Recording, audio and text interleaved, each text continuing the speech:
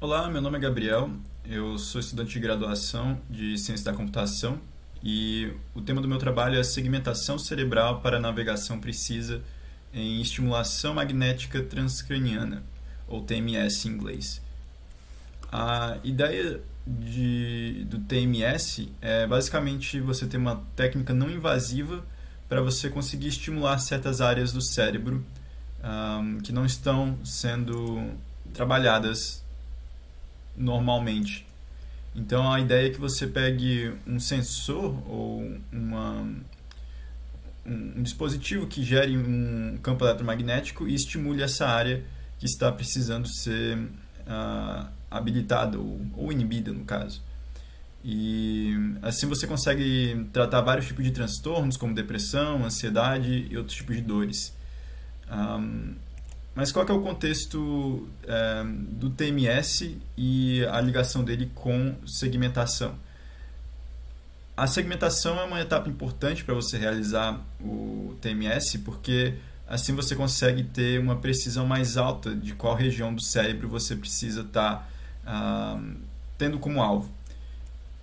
Então, se você tem uma segmentação muito boa, que consegue limitar muito bem as regiões que você está querendo tratar, você consegue otimizar a forma como que você faz o seu tratamento ou estudo.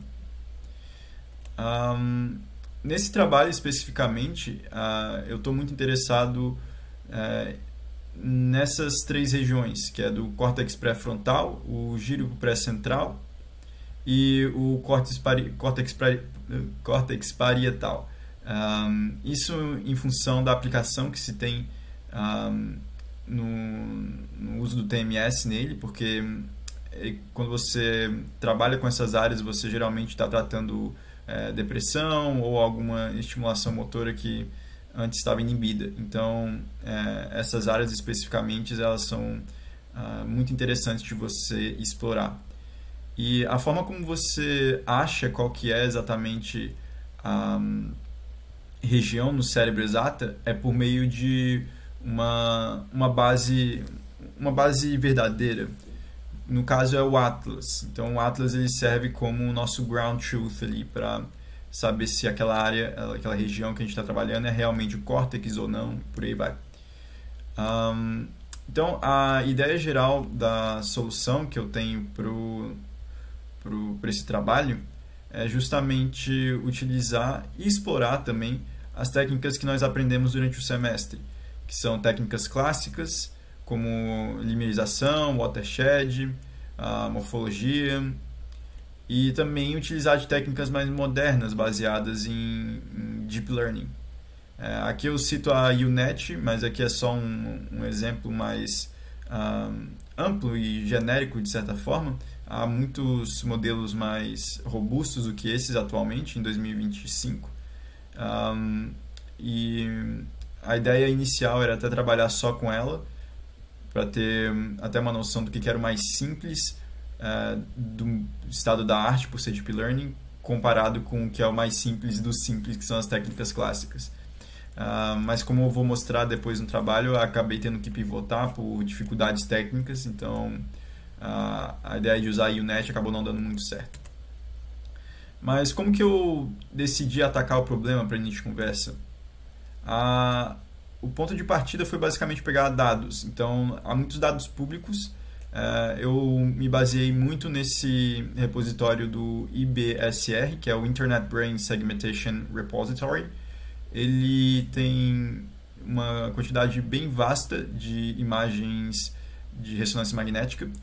E eu listei outras 4 opções ali como extras, mas eu acabei não utilizando elas. Eu usei só essa que tem como o tópicozinho em estrela, que é o Internet Brain Segmentation Repository mesmo. As ferramentas que eu utilizei para realizar esse trabalho foram todas baseadas na linguagem Python e as bibliotecas aqui listadas, como o OpenCV, o Monai e por aí vai. Bom, o primeiro passo que eu tive que fazer foi basicamente realizar uma extração dos alvos que a gente quer. Então, dentro do primeiro notebook que eu tenho, eu basicamente listo qual que é o caminho que eu quero dos meus dados. E a partir disso eu carrego eles junto com essa biblioteca do Nib aqui. Ela é bem boa nesse sentido porque, como eu tenho vários tipos de dados diferentes, eu tenho IMG ali, eu tenho HIC, se eu não me engano. Essa biblioteca ela consegue verificar quais são esses arquivos e só por um meio desse comando aqui, esse único comando, ela já consegue explorar dentro da mesma pasta desse arquivo único que eu listei, se existem outros arquivos que complementam as informações do caso de estudo que eu estou querendo aqui. Então, no caso, eu estou pegando esse Subject 10 aqui e ele já consegue pegar todas as informações, todos os arquivos que são relativos à ressonância magnética desse paciente. Então, uma vez feito esse carregamento, eu basicamente fiz uma máscara e salvei essas informações em outro formato de dado para facilitar depois na manipulação do pré-processamento e nas classificações, né, nas segmentações, melhor dizendo, dos modelos clássicos e dos modelos do estado da arte de Deep Learning. Era esse slide, na verdade, que eu queria mostrar antes, porque aqui é uma visão geral, né? Então, a visão geral é justamente ter um pré-processamento, depois seguir para a segmentação clássica, depois ir para a segmentação por Deep Learning e assim fazer a análise quantitativa desses dois modelos, comparativamente. Aqui teria o slide anterior, né? Seria a etapa 0 de criar as máscaras e preparar os dados mesmo. Então, aí sim a gente vai para o primeiro passo, que é o pré-processamento. Nele, basicamente, eu fiz as filtragens a partir de métricas que a gente viu nas aulas com o professor Aldo. Então, como o Z-score, o histograma, passei por um filtro gaussiano também. Tudo isso visando melhorar a imagem, diminuir ruído, deixar ela um pouco mais limpa e smooth para facilitar na hora de fazer as segmentações. Logo em seguida, uma vez finalizada essa parte de pré-processamento, que é talvez a mais importante mesmo do processo, do pipeline como um todo, eu segui para fazer as segmentações em si. Então, para a segmentação clássica, eu peguei 4 algoritmos,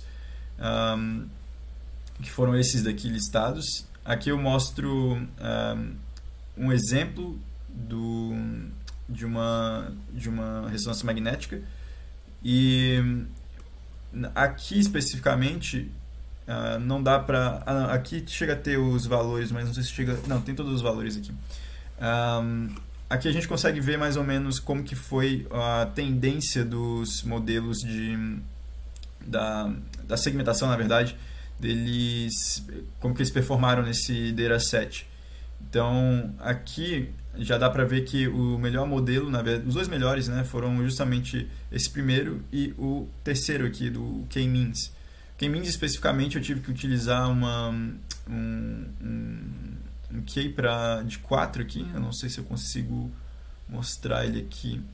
Acho que aqui eu só estou mostrando as imagens mesmo. Então, infelizmente, não vai dar para ver. Mas, quando pegar no repositório e abrir esse arquivo aqui, vai dar para ver que o K-means está com o parâmetro dele igual a 4, justamente porque era esse único valor que eu conseguia colocar para conseguir ter um DICE ali um pouco maior. Se eu colocava 5 já caía para caramba, se eu colocava 3 já caía para caramba também. Então 4 foi bem o meio termo. Para as métricas, então, eu utilizei o coeficiente DICE e o Jacquard Index, e no caso, as análises seguintes e análise do relatório mesmo, eu foco mais no DICE do que qualquer outra coisa.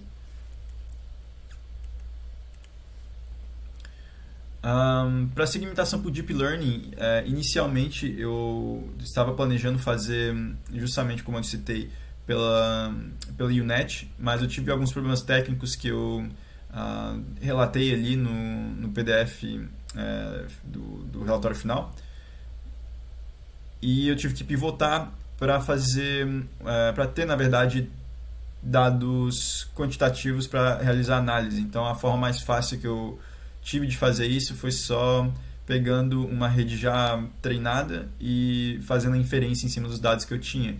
Então, eu utilizei de um estudo que eles fizeram em 2023, se eu não me engano, ou se não é 22, talvez a publicação tinha sido em 23, se eu não me engano, mas é uma técnica de 2022, e a ideia é basicamente pegar essa rede convolucional aqui, que chama UNeST, e ela é baseada em transformadores, então ela tem um bloco de atenção ali no meio dela, e isso garante, de certa forma, principalmente para esse tipo de dado de ressonância magnética, onde você, dependendo do seu alvo, especificamente falando do meu até, que é focado na parte ali da área onde você quer atacar a depressão da pessoa, ali você tem uma região que é muito pequenininha, então os métodos clássicos mesmo já não estavam conseguindo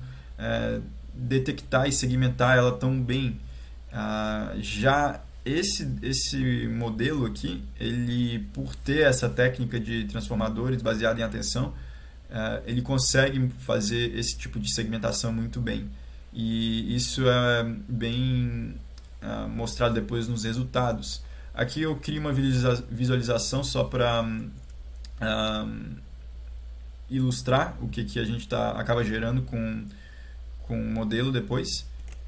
E na parte da avaliação, então, é isso que eu estava comentando, a UNeST, eu acho que já era esperado, na verdade, ela foi muito melhor na maioria na maioria não, em todas as regiões de interesse.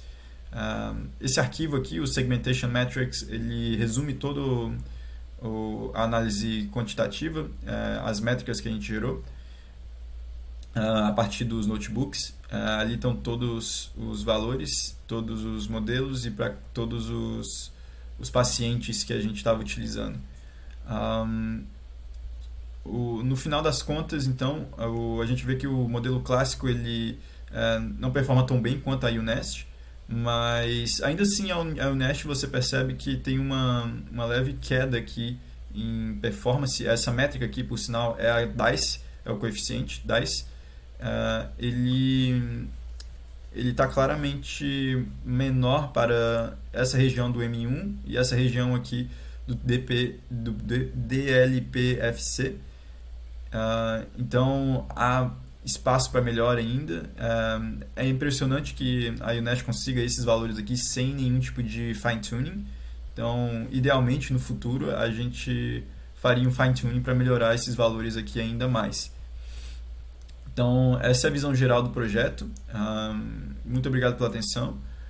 Para mais informações, eu recomendo a leitura do relatório. Eu vou linkar ele aqui na descrição do vídeo. Ele está dentro do repositório do GitHub também, dentro da pasta de documentos. Então, para mais informações, fique à vontade para ler o relatório. Muito obrigado.